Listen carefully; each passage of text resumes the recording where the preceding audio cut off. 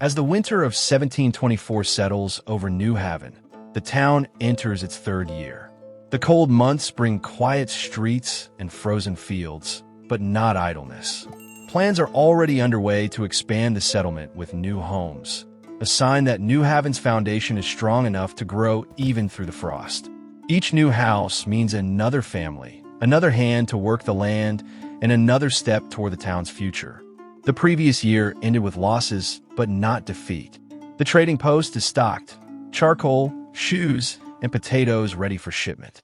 And before long, a messenger from Derkachi arrives. The deal brings in more than we began the year with, setting New Haven back on the path to profit. Even in the heart of winter, progress continues, with preparations for a second farm and a stone mining camp to fuel the coming smelter. The year ahead promises renewal, growth, and the strength of steady hands.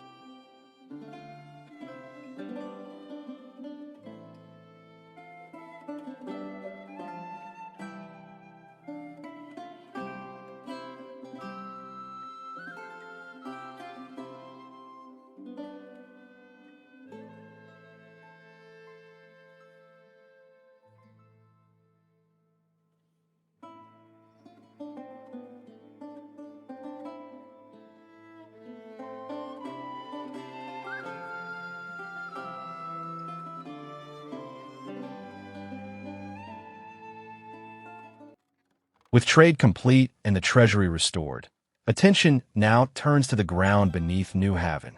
The iron ore mine has finished construction and is now ready for workers. What began as a simple plan in the cold of winter has quickly become a reality. Soon, carts will roll from the hills carrying the ore that will feed New Haven's smelter and fuel its industry. Each strike of the pick marks another step toward the town's independence, progress forged from the very earth itself. Even in a growing town, life has its harsh reminders. With a new year's progress comes loss, a reminder that death is part of every settlement story. To honor those who've passed, New Haven begins work on a graveyard. It's a quiet task, set apart from the noise of industry, yet holds deep meaning.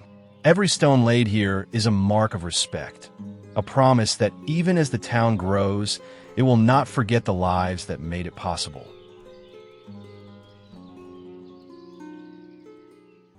As winter gives way to early spring, New Haven's focus turns once again to growth. The iron mine stands ready, but more hands are needed to keep it running. To meet that demand, new homes are planned. Simple, sturdy dwellings built to bring more families to town. Each house raised means new workers, and each worker brings New Haven one step closer to a thriving community. In this season of renewal, the sound of hammers and saws marks the rhythm of progress. With the iron mine now operational, attention turns to transport. Ore alone won't move itself, and the distance to the smelter demands proper support. A new cart shed is planned, a simple but vital addition that will keep the supply lines moving. Once built, carts will haul ore from the mine to the smelter, keeping production steady and efficient. Every piece of New Haven's growing industry depends on the next, each one fitting neatly into the other, like gears beginning to turn.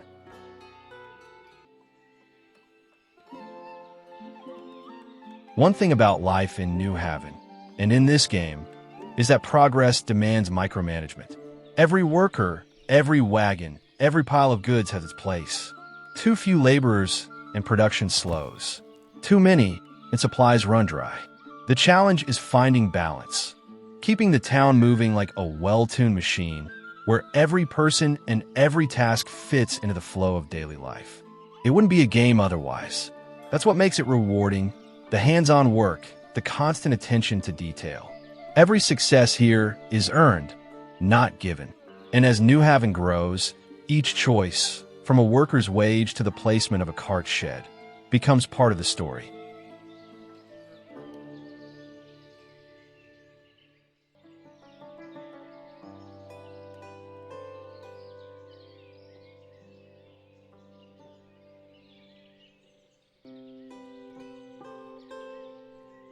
With or soon on the move, the next step is fuel. The smelter can't run on hope. it needs charcoal. To keep production efficient, a new charcoal pile will be built nearby. The closer it is, the less time laborers spend walking and the more time they spend working. Small decisions like this shape the rhythm of the town, the difference between a settlement that struggles and one that thrives. In New Haven, every path, every building, and every pile of coal has its purpose.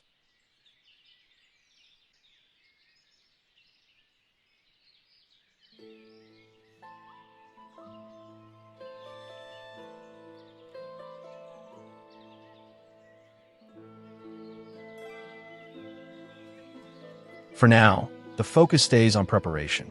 The smelter site remains quiet, its plans still on the table, and the ore continues to stockpile at the mine. A dedicated storage will be placed soon, close enough to keep hauling short once the smelter begins construction. In the meantime, new homes rise and families settle in, ready for the busy months ahead. Every plan here builds on the last, and New Haven's foundation grows stronger with each careful decision.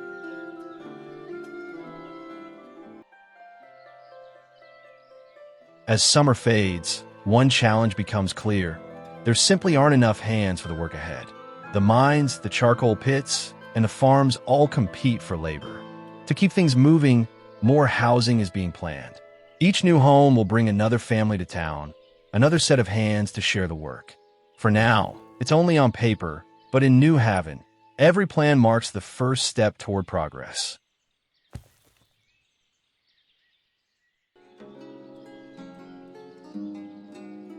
It's time to place our next farm, the foundation of New Haven's growing food and trade network. This one will focus on buckwheat and sunflowers, two crops that promise both nourishment and profit. Buckwheat will keep the people fed through the colder months, while sunflowers will fuel a new line of production for oil and trade.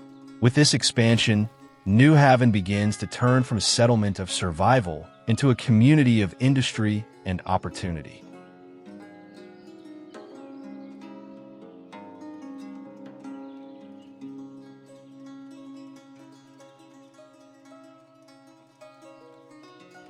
With the second forestry now complete near the smelter site, New Haven's timber supply is secured for the years ahead.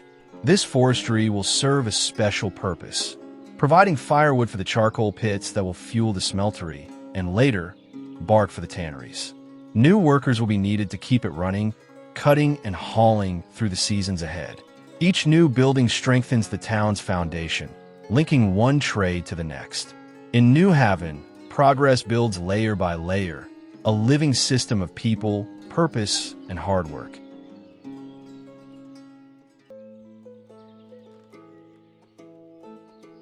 New Haven has reached a new milestone, a population of 100. What began as a handful of families by the river has grown into a thriving community. With that growth comes new needs, not just for work or shelter, but for faith and belonging. To meet them, plans are underway for a small chapel. It will stand at the heart of town, a place for reflection, gathering, and hope as New Haven continues to grow.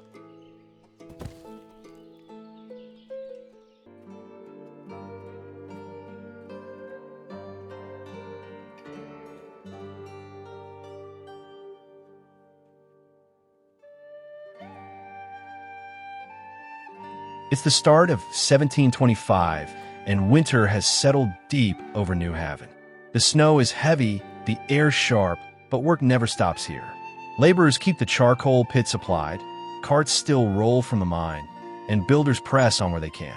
Even in the dead of winter, the town moves forward, quietly, steadily, with the determination that built it. In New Haven, there are no idle seasons, only different kinds of work.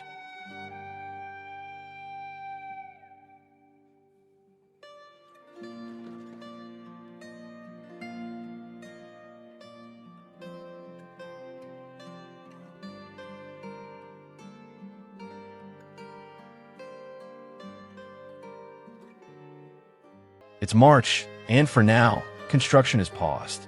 The focus shifts from building to balance, watching supply levels, wages, and the steady rhythm of the town.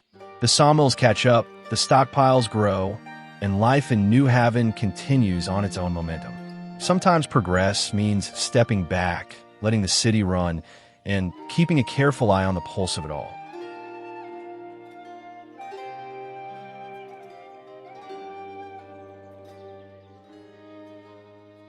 In January, a real problem began to unfold.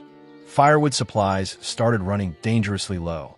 With winter at its coldest, the demand rose faster than the forestry could keep up. Houses began to struggle for warmth, and the warning signs were clear.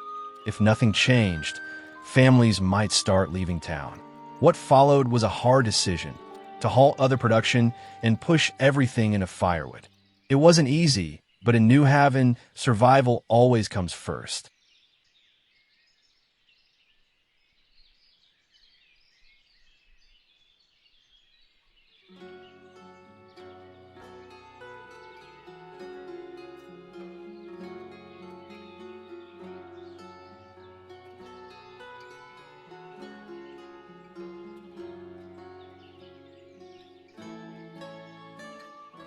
With everything finally back to normal, it's time to get trade moving again.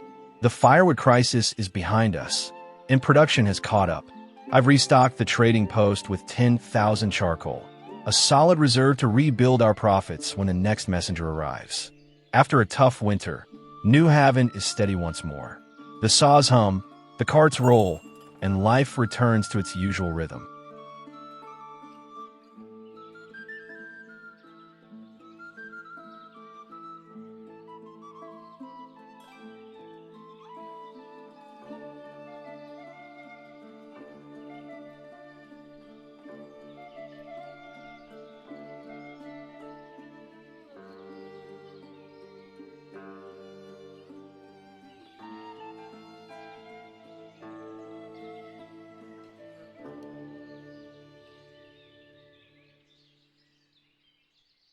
With the mine running steady, it's time to prepare for the next step in production. Before any ore can be moved, a proper storage needs to be built near the smelter site. Placement matters. The closer it is, the easier the hauls and the faster the work ahead. For now, it's just planning and marking the spot, but this storage will become the key link between the mine and New Haven's first industry.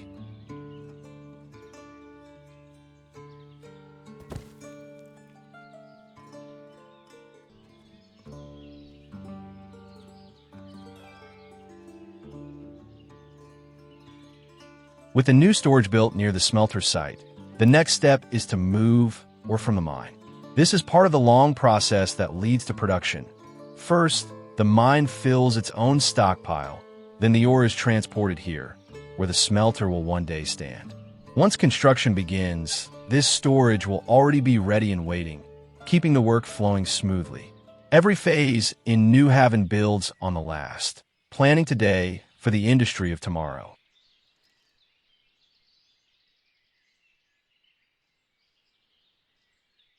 While work continues near the smelter, I've turned my attention back to agriculture. The second farm still needs to be built, but I'm planning ahead. An oil workshop will be placed now, ready for when sunflower crops start coming in. It may be a season or two before it's needed, but having it in place means the town can move straight from harvest to production without delay. In New Haven, planning ahead keeps the pace steady. Every new building laid out before the need truly arrives.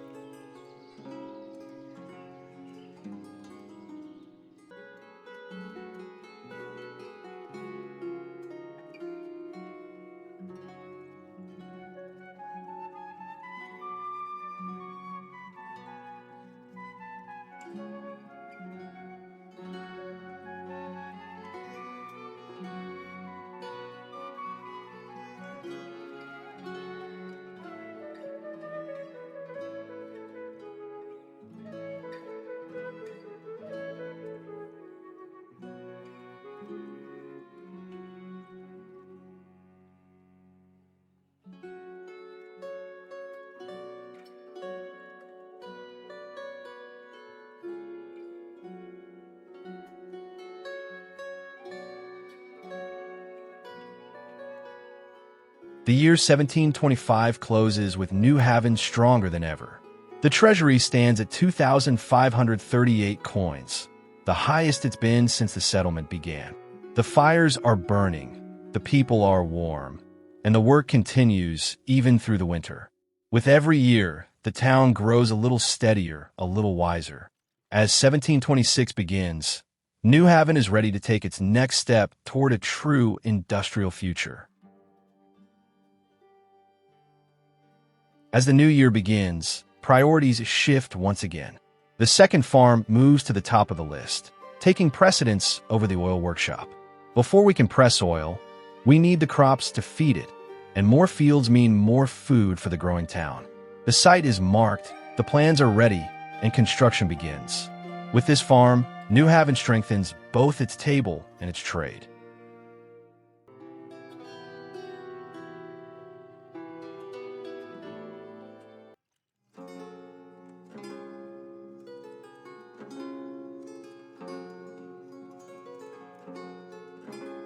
With the second farm now complete, it's time to set up the fields.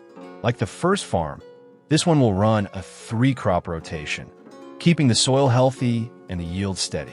The difference here is what will grow: buckwheat and sunflowers.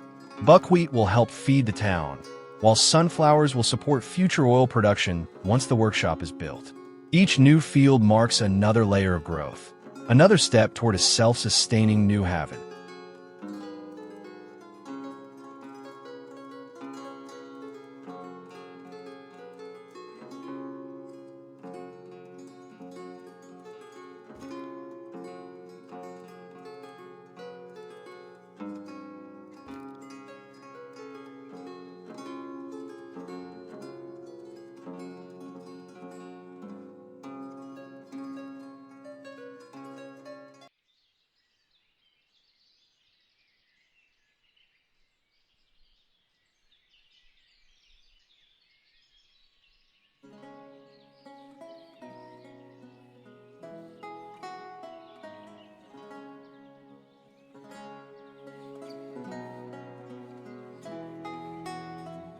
The timing couldn't have been better.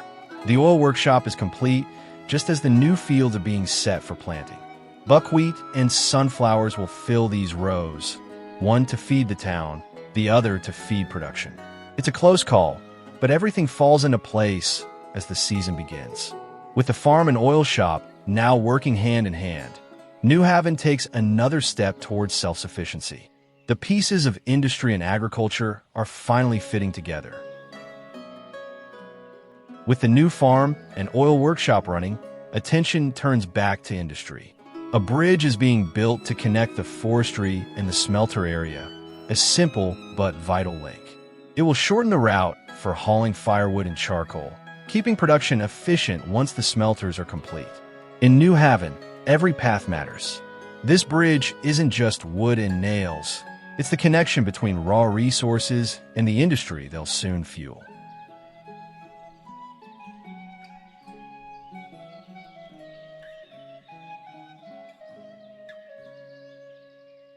With the bridge completed, everything is finally in place to begin construction on the smelter.